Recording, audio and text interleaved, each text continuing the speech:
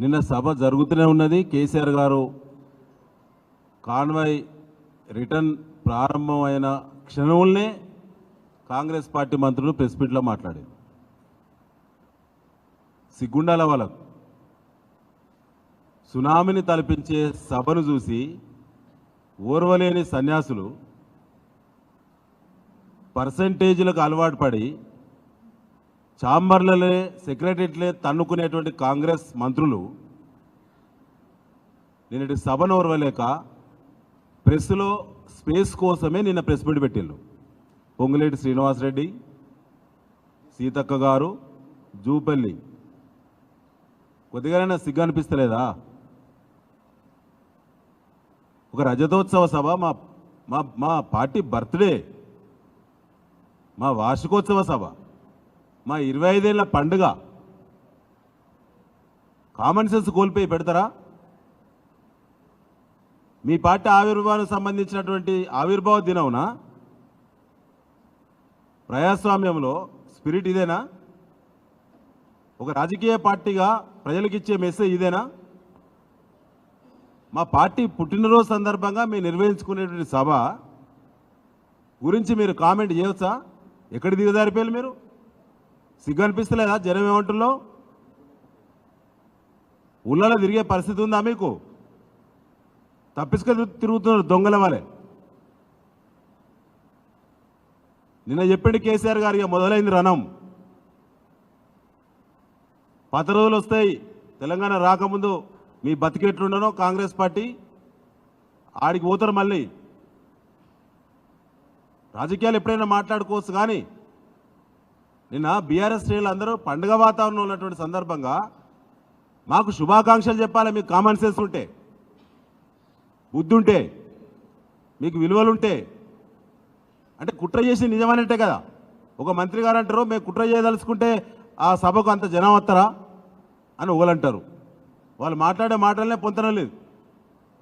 నేనంటానా, మీరు కుట్రలు చేయకుంటే నీ కాంగ్రెస్ పార్టీ ఎమ్మెల్యే 1215 ఎకరాలు 283 మంది రైతులు రైటింగ్లో సంతకం పెట్టి కాన్సెంట్ ఇచ్చిన పోలీస్ కమిషనర్ వరంగల్ గారు వ్రాతపూర్వకంగా సర్వే నెంబర్లు, ఎక్స్టెంటు, మ్యాప్ అప్రూవల్ చేసి సంతకం పెట్టిన పర్మిషన్ ఇచ్చినటువంటి ప్రదేశంలోకి నీ అధికార పార్టీ ఎమ్మెల్యే కాంగ్రెస్ పార్టీ జెండాలు పెట్టుకుని వస్తాడా? బుద్ధి లేకుండా ఎట్లా మాట్లాడదు? బుద్ధి ఉందా మీకు? ఆనాడు మీరు తిరగబడితే మీ బతికేంది? 1215 ఎకరాల్లో మాకు ఎలకతుర్తి ఒక గ్రామం. ఆడ మీరు హోర్డింగ్స్ పెట్టస్తా? మీరు రియాక్ట్ అయితే మీ హోర్డింగ్లు ఉంటాయా? మీరుంటారా? అధికార పార్టీ ఎమ్మెల్యే జెండాలు పట్టుకొని మేము ఆడ తప్పులు చేస్తాను, ధ్వంసాలు చేస్తాను. వాగు మీద మట్టి నేర్పినవండి వాహనాలు పాస్ కావడానికి. అదో పర్మనెంట్ కన్స్ట్రక్షన్ కాదు. ఫోన్లోనే వీడియోలు అధికారులతో మాట్లాడి హుకుం జారీ చేసింది కదా. ఏం బికిల్లు ఇప్పుడు? సభ ఉన్నది కదా, పండుగ కదా అని చెప్పి ఓపిక పెట్టాం మేము. అయిపోయింది, ఇక చూద్దాం. ఇరిగేషన్ అధికారులు వచ్చి మాతో అండర్టేకింగ్ తీసుకొని పోయిళ్ళు మీ కంప్లైంట్ మీద. సిగ్గు అనిపించలేదా? ఇరిగేషన్ వాళ్ళకు మీరే కంప్లైంట్ చేసిన మీ ఎమ్మెల్యే వీడియో ఉన్నది ప్రెస్ దగ్గర. ఫారెస్ట్ అధికారుల కాడ మీ ఆడ 200 ఎకరాల ఫారెస్ట్ మొత్తం చెట్లను మొత్తం 200 ఎకరాలు నరికినామట, ఫారెస్ట్ మొత్తం ఖతం చేసినామట. ఫారెస్ట్ అధికారులు వచ్చిళ్ళు. ఆ కంప్లైంట్ బుద్ధి లేదు. ఆర్టీఓను నిన్న తన్నుడే ఉండే, నాకు దొరకలే.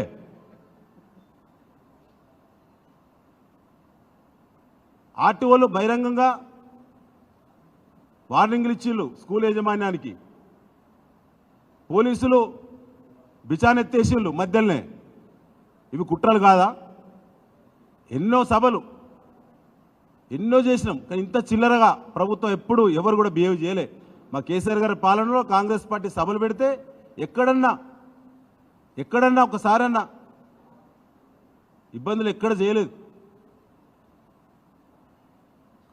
అన్ని రకాల కుట్రల అన్నిటినీ ఛేదించి మా పార్టీ శ్రేణులు తన్నుకొనొచ్చి ఇలా సభను సక్సెస్ చేసిన మా పార్టీ శ్రేణుల యొక్క స్ఫూర్తికి శిరసు వంచంగా పరోక్షంగా పాల్గొ